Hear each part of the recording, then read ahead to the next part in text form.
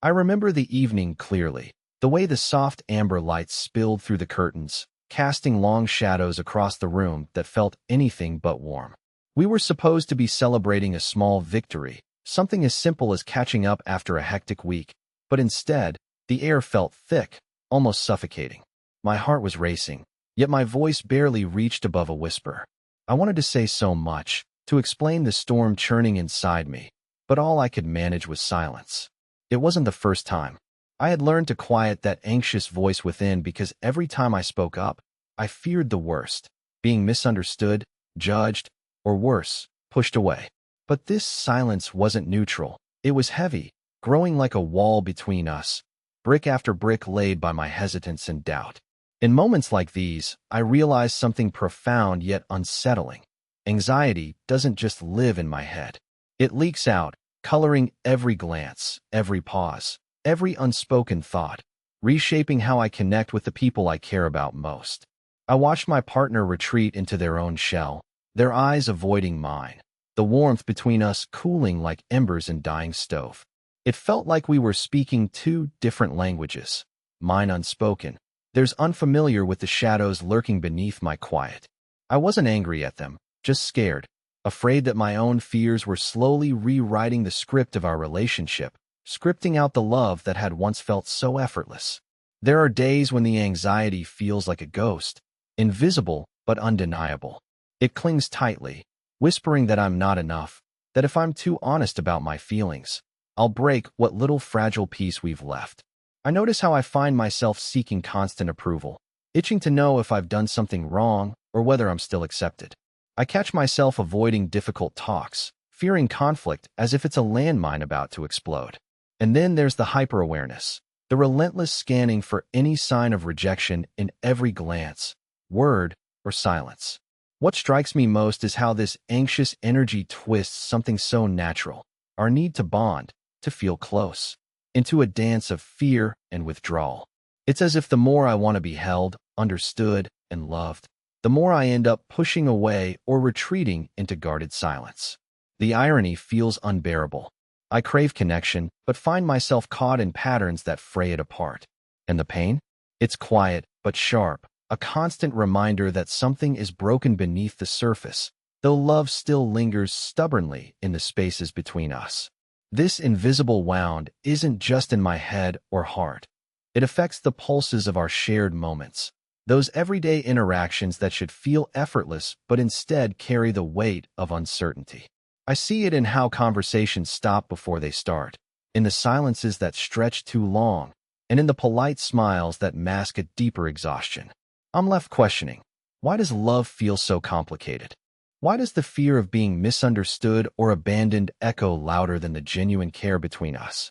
I once believed that relationships should run smoothly, that if love was true, the awkward silences wouldn't exist and misunderstandings would be fleeting. But now I realize that isn't the truth for many of us. Anxiety adds subtle cracks beneath even the strongest foundations, creeping into moments when we least expect it, shaping how we show up, how we give and receive love. It's a quiet battle, a tug-of-war waged beneath the surface, between the yearning for closeness and the instinct to protect oneself from hurt. And here's the thing. We rarely talk about this hidden dynamic, the way anxiety rewires our emotional landscape, how it silently rewrites the rules of intimacy and trust. I want you to know you're not alone if you felt this. Maybe it's in your romantic relationship, a friendship, or even the bonds within your family. Perhaps you recognize the unease, the hesitations, the repeated misunderstandings, the moments when you withdraw despite the love you feel. That restlessness inside you, that fear of rejection or losing someone precious. It speaks a language many of us know, but few admit aloud. Something inside me has shifted, though, a quiet awakening. I'm beginning to see these anxious patterns not as failures or weaknesses, but as clues, keys, even, that open the path toward deeper understanding and healing. I'm learning to read the subtle signs of anxiety's influence, not as signs that I'm doomed to lose connection, but as invitations to show up differently. This journey isn't about erasing anxiety overnight or pretending it doesn't affect my relationships. It's about uncovering the silent ways it sabotages the love I want to nurture, without ever losing sight of that love itself. It's about recognizing that beneath the fear lies a genuine desire for safety and belonging, needs we all share, no matter our struggles. So I'm here now, inviting you to walk this path with me, to hold a mirror to the moments where anxiety has whispered truths we've been too afraid to face. We'll explore the subtle patterns that keep us stuck and discover how to loosen their grip. I believe that by shining compassionate light on what feels hidden and messy, we can start to rebuild the bridges that anxiety threatens to burn. Together, we'll find a way toward relationships that don't depend on constant control or validation. Relationships built instead on emotional security, presence, and trust. It's a path that requires courage, tenderness, and honesty, but most of all, it invites us to show up as our true selves, imperfections and all, knowing that we are worthy of connection in every moment. This isn't just my story, it's ours. And in this shared journey lies the hope that even in the presence of anxiety, love can find its steady ground again. There was a moment that haunts me, one I revisit often like a puzzle I can't quite solve. It was late at night, and I sat across from someone I cared about deeply. We weren't speaking loudly. In fact, the room was filled with a tension so thick it wrapped itself around my chest, squeezing tightly. I wanted to explain my worries, to share the storm inside my chest, but instead, I found myself trapped behind a fortress built from doubts I couldn't dismantle. That hesitation, that freeze that gripped my tongue, wasn't a simple hesitation. It was a manifestation of an anxiety that can invade my closest bonds, altering the very dynamics of trust and understanding. In this relationship, I noticed an almost invisible tug-of-war playing out. On one hand, there was a strong desire for closeness, a craving for mutual transparency and warmth. On the other hand, there was a persistent whisper in my mind urging me to hold back, to shield my vulnerabilities for fear they'd be perceived as flaws or weaknesses. At times, I caught myself scanning for signs. Every frown, delayed reply, or sigh took on outsized importance, making me wonder if my presence was welcome. That constant vigilance was exhausting. It stretched our conversations thin, leaving gaps where spontaneity and ease should have lived. I distinctly recall an instance when a simple disagreement spiraled quickly out of proportion.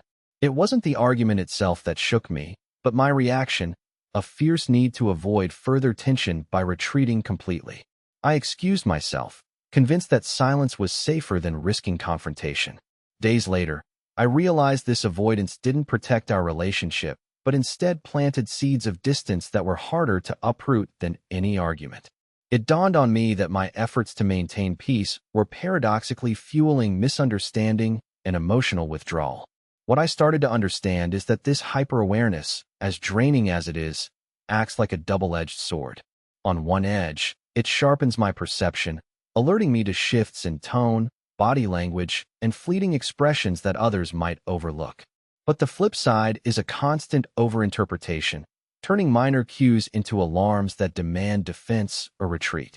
It's as if my heart's antenna is set to a high-sensitivity mode, tuned to catch every potential threat to safety, even when none exists. This overstimulation often translates to exhaustion, making authentic interaction feel like a battle rather than a shared experience. There was a turning point when I first voiced my fear of expressing genuine thoughts, afraid that speaking up would provoke judgment or abandonment. What if I say too much? I confessed during a rare, vulnerable moment. Or what if what I say pushes them away? The response I received surprised me and shifted something inside. Instead of rejection, I was met with openness, a willingness to listen without rushing to conclusions. That exchange illuminated an unspoken truth, that withholding feelings ironically creates the distance I fear most. When I conceal parts of myself, I deny others the chance to understand who I really am. Another significant realization came when I recognized how much I depended on external validation to feel seen. It was like chasing a mirage, needing continual reassurance to quiet the restless voice inside. And yet, that reliance placed uncomfortable pressure on those close to me, expecting them to constantly affirm my worth and soothe my doubts. The imbalance created subtle resentment beneath smiles and polite responses.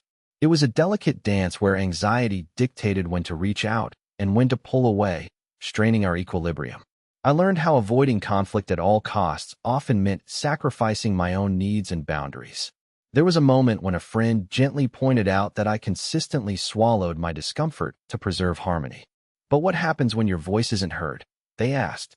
It was a wake-up call.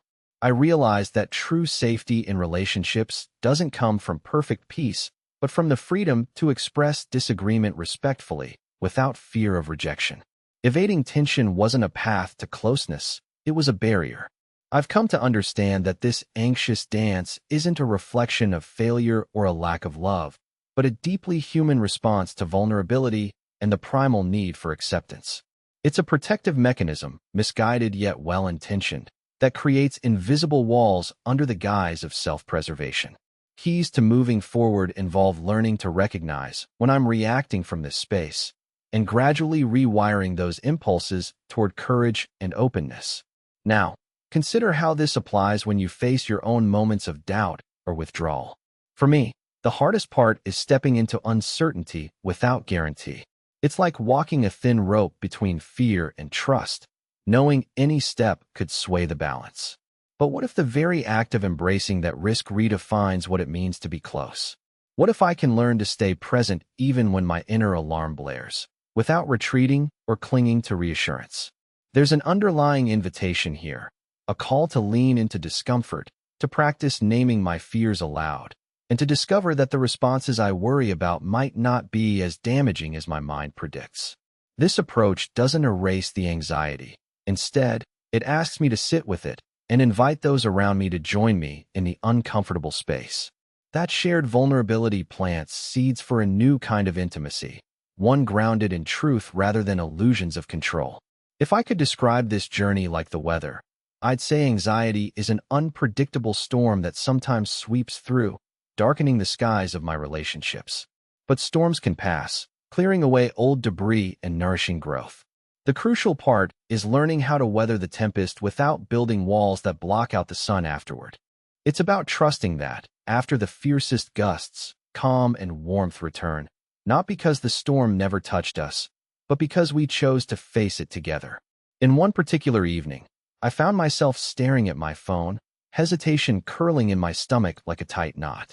A message had arrived, a few words from someone I cared about deeply, but my fingers hovered, uncertain if I should respond truthfully or carefully craft a reply that felt safer. The fear wasn't merely about what I might say. It was about how my words could be received, twisted, or rejected. My mind raced through countless scenarios, each replaying the same haunting question: what happens if I expose too much of myself? This dilemma reflected a more complex dance than I had realized, involving an invisible tug between yearning for closeness and the instinct to preserve myself by retreating into invisibility. The need for approval I often sensed was linked to this same tightrope act. I would go miles out of my way to present an image I hoped others would embrace, swallowing my authentic reactions to avoid rocking the boat. It felt like walking a labyrinth where every step required reading hidden signs and calibrating my tone to avoid alarming those around me. Yet, ironically, this performance created a disconnect so palpable it made genuine connection more elusive. One of the hardest lessons came through a seemingly mundane argument with a close friend. In that moment, rather than expressing my true feelings, I opted for silence, convinced that engaging might amplify conflict or lead to rejection. The silence, however, began to echo loudly in the days that followed, spawning invisible cracks that turned informal greetings cold and scheduled meetings distant. It dawned on me that avoiding exposition did not protect our bond, it eroded it. What I longed for in my heart could only grow if I ventured into vulnerability, not away from it. As I delved deeper, I noticed my emotional hypervigilance existed not just in my awareness of cues, but also in physical sensations, a tightened chest, restless energy pulsing through my limbs. These bodily reactions were unrelenting alarms that kept me on edge, influencing my responses even when logic suggested calm. Recognizing this, though, opened a door. Perhaps by acknowledging these sensations instead of fleeing from them, I could regain some control. Healing began when I stopped labeling my heightened sensitivity as weakness and started seeing it as part of an intricate emotional system needing care, not judgment. Conversely, I realized that suppressing conflict out of fear was a quiet form of self-neglect. The desire to maintain harmony, while understandable, often came at the cost of silencing my own voice. This became starkly clear during a family dinner where questions about my choices were glazed over with amusement, but inside, a reservoir of resentment brewed. By avoiding confrontation, I had allowed my feelings to fade into shadows, creating emotional distance without outward signs. A turning point arrived when I finally voiced my discomfort, not with accusation, but as an invitation for mutual respect. The vulnerability of that moment shifted the atmosphere. What once felt stifling began to loosen. Another layer I uncovered pertains to how anxiety amplifies my internal narratives, casting doubts into vivid stories that spiral out of proportion.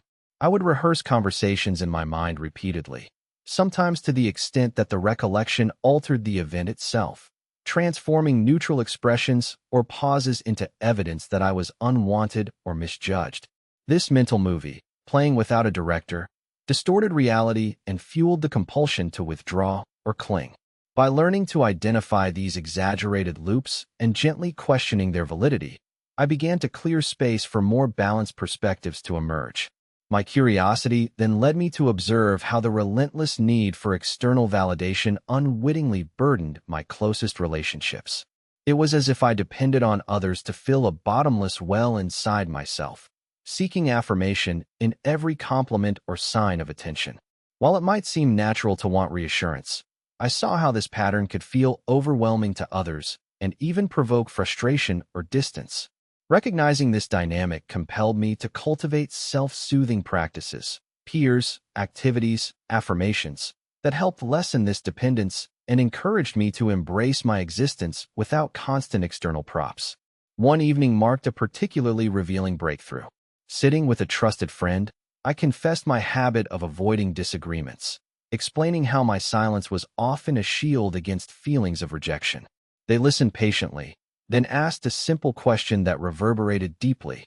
What might happen if you trusted that your truth matters, regardless of their reaction? That question didn't erase fear instantly, but it sparked a process, a gradual untangling of habit and belief, leading me to experiment with small, honest disclosures. Each time, even when met with imperfection, my confidence in emotional safety grew incrementally. As this unfolded, I grew aware that emotional security isn't a fixed state but a practice. It requires actively creating conditions where expressing needs, fears, or differences isn't met with judgment but with compassion and curiosity. This implies moving away from rigid expectations of harmony and embracing the messy, imperfect flow of human connection. The courage to remain present amid uncertainty, to listen and to speak authentically, transforms anxiety's chokehold into a bridge rather than a barrier. In reflecting on these experiences, I invite you to explore the roles that emotional overstimulation, avoidance, and dependence may hold within your bonds. What conversations have you shied away from? How does your body respond during moments of tension with those you love? Recognizing these patterns can feel unsettling, but it is also the first step in cultivating relationships that thrive not on perfection or control, but on an evolving, gentle presence that welcomes the fullness of who we are. I recall a particular afternoon when the sun filtered through the blinds, casting patterns on the worn carpet as I sat across from a close friend. Our conversation had begun with warmth, laughter lightening the room, yet something shifted subtly. A hesitation took root in me. I sensed a sudden urge to withdraw, not because of anything they had said, but due to an overwhelming swirl of unease that I couldn't quite explain. My heart thudded unevenly, and my palms grew clammy. In that moment, I became acutely aware of an instinctive impulse to avoid showing the vulnerability churning inside. That day marked a deepening awareness of a pattern I hadn't fully acknowledged before. I realized that my own attempts to anticipate emotional outcomes sometimes turned me into a kind of emotional detective, scanning for potential pitfalls long before they emerged. It was as if my mind constructed a map of invisible hazards around every interaction, urging caution and self-protection. This vigilant monitoring created a strangling cage, one that made genuine spontaneity and openness feel perilous. The dread of inadvertent mistakes or missteps silenced the very voice meant to weave connections. In another instance, during a family gathering buzzing with chatter and clinking glasses, I found myself retreating silently toward the corner of the room. While the rest laughed and shared stories, I wrestled internally with a gnawing sensation that any expression of my true feelings might provoke disapproval or distance. The anxiety manifested physically, an icy tightness wrapping my stomach, a racing heartbeat I struggled to control. Though surrounded by loved ones, I was isolated by invisible walls I had unknowingly raised. This experience impressed upon me how anxious patterns can shape the energy of group dynamics, influencing not just one's own experience, but rippling outward to affect collective harmony. On one occasion, I decided to test this boundary. When a friend asked how I was really doing, I hesitated but felt compelled to respond honestly, even if it meant risking discomfort. "I've been feeling on edge more than usual," I admitted quietly, like I'm constantly bracing for something to go wrong with people I care about. Their calm and accepting response surprised me. They didn't recoil or rush to fix the issue.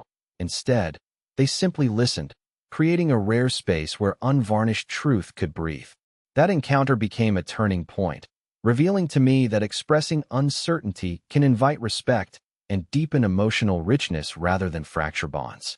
Alongside these moments, I started to uncover how unspoken expectations weighted heavily on my interactions. The pressure to appear composed or agreeable sometimes felt unbearable, pushing me toward automaton-like behaviors designed to dodge conflict or guarantee approval.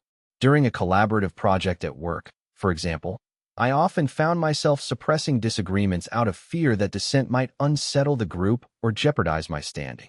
This chronic self-censorship, however, drained my enthusiasm and led others to misinterpret my quietness as disengagement.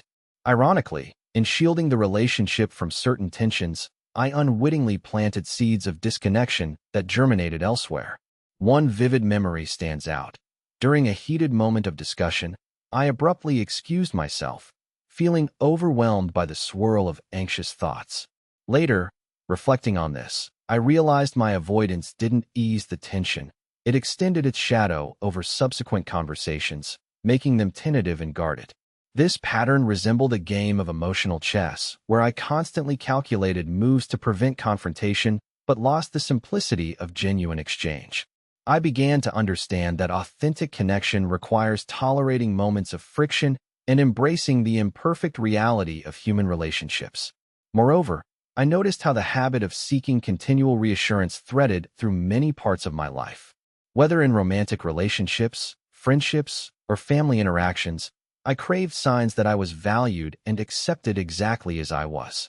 While this longing is natural, its intensity sometimes became a burden, not just for me, but for those I turned to. There were occasions when I sensed subtle fatigue or frustration in others, feelings I hadn't intended to provoke, but that stemmed from my dependence on external validation. Recognizing this shifted my focus inward, motivating me to cultivate a more grounded self-acceptance that didn't hinge on repetitive affirmations. In grappling with these dynamics, I realized that anxious tendencies often acted like a magnifying glass, intensifying minor imperfections and amplifying self-criticism. During moments of self-reflection, I caught myself rehearsing worst-case scenarios about conversations yet to happen, painting them with strokes darker than reality warranted.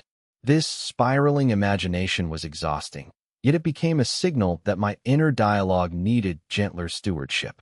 I began experimenting with redirecting these mental narratives, intentionally focusing on more balanced, compassionate reflections to alleviate the spiral.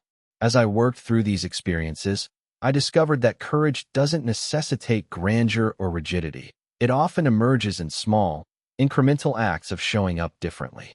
For example, during a casual evening with a close friend, I shared an anxious thought without masking it.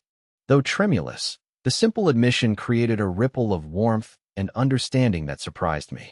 It was a reminder that permitting vulnerability frequently allows others to respond from their authentic selves, loosening the grip of fear-clad walls.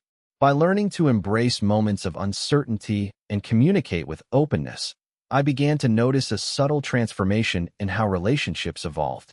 Spaces once marked by tension softened, and dialogues gained a fluidity previously absent. Emotional safety, I found, is less about flawless interactions and more about cultivating environments where all feelings are received with kindness, curiosity, and patience. Now, reflecting on your own connections, consider how moments of guardedness, avoidance, or excessive need for reassurance might echo in your shared experiences. What possibilities open when you approach those moments with intentional presence and compassion for yourself and others alike? The journey invites us to navigate the complexity of anxiety's influence not as a cage, but as a lantern guiding us toward deeper, more genuine intimacy. I remember walking into a crowded cafe, the low hum of voices wrapping around me like a blanket carrying both comfort and unease. As I scanned the seats, my gaze locked on a table where a group of friends laughed openly, seemingly uninhibited. A pang of longing surged inside me, mingled with a sinking sensation as my mind raced ahead, rehearsing how to approach without awkwardness or rejection. The anticipation itself sparked a tightness that tightened my chest, a silent warning whispering caution. In that swirl of anticipation and fear, I became acutely aware of a subtle yet relentless undercurrent shaping my interactions, an unspoken script of self-doubt dictating every step. Later, during a conversation with my partner, a familiar pattern emerged like a tide pulling me backward.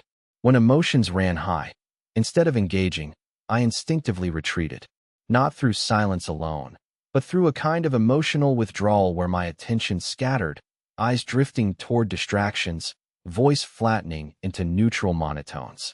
It was as though my feelings were quietly folding inward, tucked away in a hidden compartment, too fragile or risky to expose. This behavior didn't arise from disinterest, but an overpowering urge to sidestep vulnerability, even if it meant sacrificing intimacy. On one occasion, while sharing a meal with an old friend, I tried to lift the veil just slightly, gently hinting at my inner nervousness about how I was coming across. Their warm gaze and non-judgmental nod invited me deeper. The words spilled out hesitantly, revealing how often I grappled with a yearning to be understood paired with a terror of being misinterpreted. What surprised me most was the grace in their response, a soft echo of empathy rather than impatience or dismissal. It dawned on me that the chasm I feared was perhaps bridgeable, not by flawless performance, but through authentic, messy humanity. The impact of imagined rejection would sometimes manifest physically in ways that startled me. I recall a moment waiting for a text back after a vulnerable message, my palms slick with sweat, thoughts tumbling over each other in chaos. Instead of grounding me, the anticipation twisted into aching emptiness when silence stretched out. This aching void prompted me to seek explanations, spinning elaborate internal narratives about what had gone awry. The endless mental loops often clouded my ability to engage wholeheartedly afterward, like a fog that dulled colors and muffled sounds, making it harder to connect genuinely. At work, the stakes felt different but equally potent. Collaborations hinged on mutual respect and trust, yet beneath the surface, I hovered nervously, fearful that expressing an unpopular opinion might isolate me. The urge to skirt around conflict rendered my contributions cautious, overly measured, and sometimes even invisible. I noticed that shielding coworkers from potential discomfort ironically created barriers preventing deeper collaboration. Observing this made me confront a critical truth. My avoidance, intended as a protective shield, was often the stealthy culprit behind alienation. The dynamic extended into family gatherings where generational differences mingled with unspoken expectations. During a holiday celebration filled with laughter and debate, I became acutely aware of my tendency to shrink, sidestepping contentious topics or dissenting views in hopes of keeping peace. Yet that careful balancing act often led to simmering frustration beneath the surface, both within myself and others. One moment stands out. A cousin's offhand remark touched a nerve I hadn't dared face openly, and instead of responding, I quietly withdrew. The aftermath was a palpable distance that lingered longer than the event, a subtle fracture seated in silence. One night in therapy, I explored the weight of these habits with a fresh lens. My therapist invited me to imagine anxiety as an overactive antenna, constantly scanning for threat signals that weren't always there, much like a security system that sometimes cries wolf. This metaphor shifted my perspective, allowing me to hold compassion for my responses instead of judgment. I began to see that the antenna wasn't a flaw, but a part of my wiring demanding nuanced care. We practiced techniques to dial down the intensity, slowing breaths, grounding exercises, that felt like tuning the antenna to a safer frequency. Amid these reflections, I became fascinated by the delicate balance between emotional boundaries and openness. I wrestled with how to honor my own limits while resisting retreat as the default mode. This tension surfaced vividly during a late-night phone call with my sibling. As I spoke about my fears surrounding acceptance, I noticed impulses to barricade myself competing fiercely with moments of heartfelt expression. Through each pause and vulnerable admission, barriers softened imperceptibly, revealing that true connection often sits just beyond the edge of discomfort. One discovery that transformed my approach lies in tuning into subtler signals of connection. Small shifts in posture, micro-expressions, even silences filled with presence instead of avoidance. My awareness expanded to appreciate how these tiny moments carry emotional currency far exceeding words. For example, when a friend simply reaches out and holds space without needing explanation, it cultivates a reservoir of safety that anxiety struggles to penetrate. Such intentional presence became a gentle balm that began to reshape my experience of closeness. I invite you to reflect on moments where you might have leaned into guardedness, not as weakness, but as a learned strategy to survive emotional landscapes perceived as unpredictable. Perhaps recognizing these patterns offers space to experiment with new modes of engagement, not through grand confrontations, but through incremental shifts toward authenticity. Consider how small acts of presence, listening deeply, speaking honestly about hesitation, or allowing silence without panic, might gradually loosen anxiety's grip and invite richer, more resilient bonds. One evening lingers vividly in my memory because it marked a subtle turning point I hadn't yet understood. I was sitting across from someone important to me, the conversation winding through casual topics, laughter sparking between us like embers. Yet, despite the brightness of the moment, I was tethered to a quiet unease, a nagging sensation that I wasn't fully present. My mind drifted to the things I was holding back, the fears that, if voiced, could unravel the fragile connection. I noticed how my eyes darted momentarily to the wall, as if seeking refuge, while my heart beat in an uneven rhythm, betraying the calm I attempted to project. That uneasy tension felt like walking on glass. Any sudden move could shatter the fragile intimacy we'd built.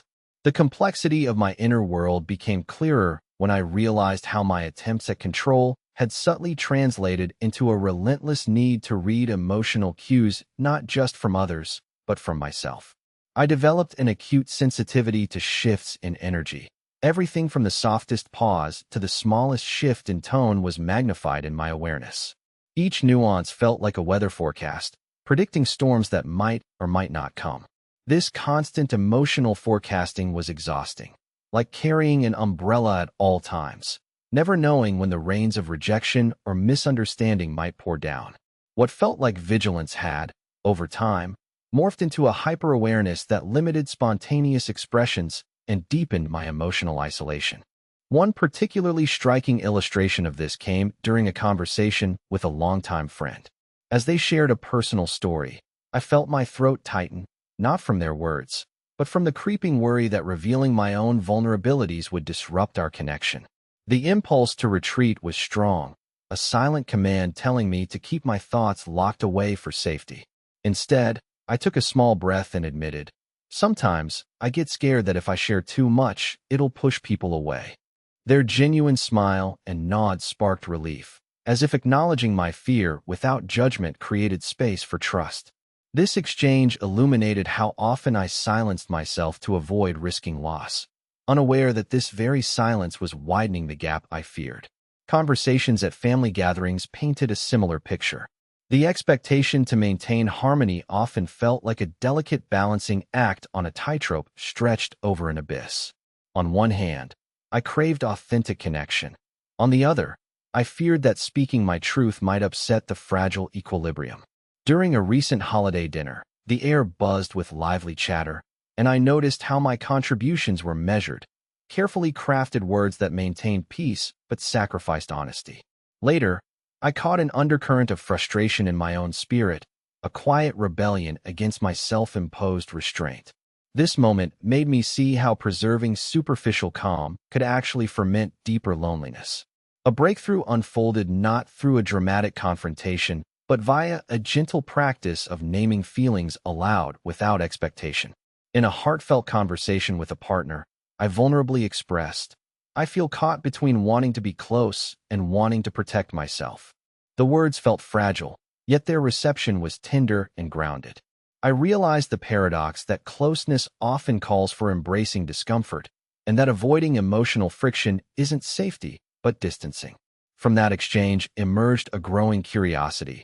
What does it mean to hold my fears and needs in one hand and offer openness with the other? On another occasion, I found myself caught in a spiral of obsessive thinking after a minor disagreement at work. Details that seemed insignificant continued to haunt me. Phrases replaying with different tones, imagined criticisms magnified into certainty. These mental ruminations wrapped around me like vines, suffocating clarity and peace. Over time, I began practicing intentional interruptions to these spirals, redirecting attention to concrete realities rather than imagined narratives. I discovered that simply acknowledging these intrusive thoughts without judgment reduced their power, creating mental breathing room to reconnect authentically with my colleagues.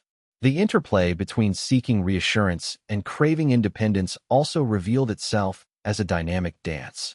I noticed times when I leaned heavily on others for affirmation, yet simultaneously feared appearing needy or dependent. This tension often left me oscillating between clinging and withdrawing, a pendulum swing that unsettled relationships. Through reflection, I came to regard this conflict not as failure, but as a deeply human paradox, a longing for connection shadowed by the instinct of self-preservation. Embracing this paradox became a pathway toward acceptance rather than shame. In moments of solitude, I started experimenting with grounding rituals designed to center my scattered emotions. Techniques like mindful breathing, journaling sensations without judgment, or engaging in physical movement helped anchor me to the present moment. These practices carved out pockets of calm within the storm, enabling me to distinguish between actual interpersonal cues and the amplified fears sparked by anxiety. Over time, the steady return to body awareness began to soften the grip of relentless worry, allowing me more freedom to engage authentically. As trust gradually deepened in key relationships, I discovered the profound healing power of shared vulnerability. Simply acknowledging my anxieties and imperfections fostered empathy and invited reciprocal openness. The resulting dialogue wove connections stronger than the fragile facades anxiety often demands. This transformation wasn't linear or tidy. It unfolded in fits and starts, with moments of retreat interspersed with courageous engagement. Believing in that ebb and flow helped me cultivate patience and compassion toward myself and others, recognizing that emotional presence is a practice, never perfection. Now, consider how these subtle nuances surface within your own relationships. How might leaning into discomfort with curiosity rather than fear shift your experience? When anxiety stirs hesitation, could naming that sensation aloud dissolve some of its power? Think about the small, courageous acts of opening your heart even when shadows distort clarity. It's in these fragile yet brave moments that we begin to rewrite the stories anxiety has long held, moving toward connection grounded not in certainty, but in trust that unfolds one breath, one word, one presence at a time. Reflecting on this journey so far, I notice how the threads of tension and tenderness have woven themselves into a complex fabric within me, one that neither tears apart easily nor unfolds without care. It's as if I've been navigating a forest shrouded in mist, unsure of where safety lies, while every rustle in the leaves hints at potential shadows. And yet, through the murkiness, faint glimmers of light have flickered persistently, offering glimpses of the path forward. These moments of illumination do not erase the thorns or sudden dips between sturdy trees. Instead, they invite a steady resilience, a willingness to walk with eyes open to both beauty and unease. I recall standing on a narrow bridge suspended between what I knew and what I feared, the planks beneath my feet creaking slightly with every cautious step. Ahead, the horizon remained blurred, uncertain and unsettled, but I felt an unfamiliar stirring in my chest, a readiness to move beyond avoidance. That simultaneous pull of hesitation and determination shapes much of our human experience, where progress is not linear but a dance between retreat and advance. We coax ourselves forward not through force, but through gentle invitations to believe that discomfort, too, can be a teacher. In this space, the ways anxiety infiltrates our connections transform from isolated struggles into a broader, living landscape. The interplay between silence and speech, protection and exposure, control and surrender unfolds with rhythmic complexity. It reminds me of a delicate ecosystem where every element interacts in subtle, often unseen ways, sometimes harmonizing, sometimes clashing. The challenge becomes learning to cultivate the soil so that trust can grow amidst unpredictability, to weather storms without abandoning the garden entirely. There's an undeniable call to embrace the contradictions embedded within ourselves. The longing for intimacy, paired with the impulse to shield, the craving for affirmation shadowed by fears of dependence. These paradoxes aren't obstacles to smooth connection, but textures adding depth to our relational tapestry. Recognizing and honoring them requires a nuanced courage, one that acknowledges the fragility of our emotional selves while daring to expand their limits. It's a courage that softens the edges of defensive armor and invites authentic presence, imperfect and evolving.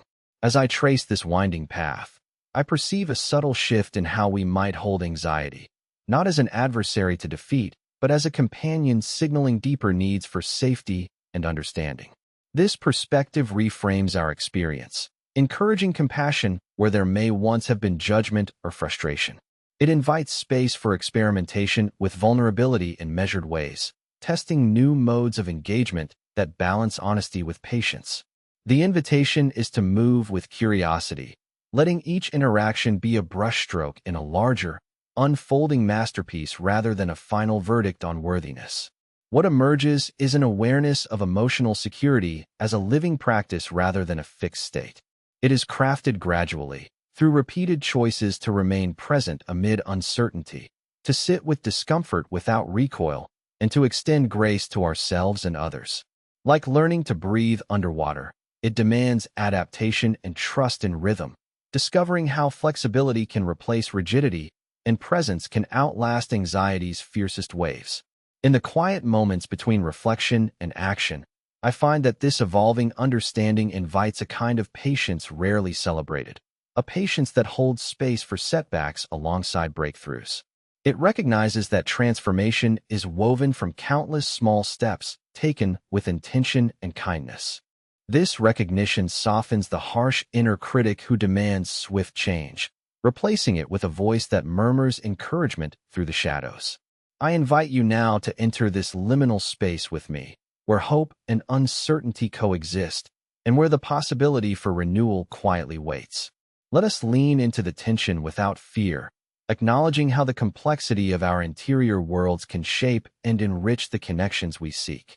In this unfolding, there lies a promise not of perfection but of profound human intimacy, alive, imperfect, and steadfast. The twilight hours settled softly around me as I sat quietly, contemplating the intricate dance anxiety choreographs within the fabric of our connections.